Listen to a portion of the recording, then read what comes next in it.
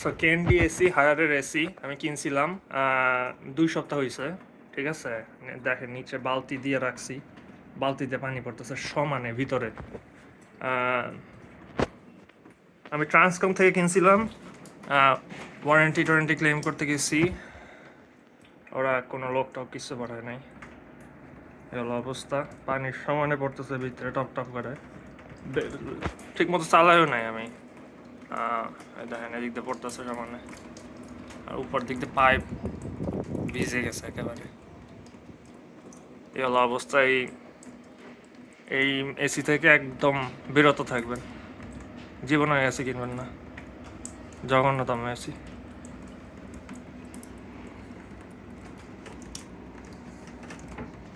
Servicing করতে লোক ওই পাইপ দিয়ে পড়ার কথা ছিল। এদিকে দেখছেন এই যে সাদা পাইপটা দিয়ে পড়ার কথা ছিল, কোনো পাইপ পানি পড়ে না, এদিক দিয়ে সব পানি ভিতর দিয়ে পড়তেছে।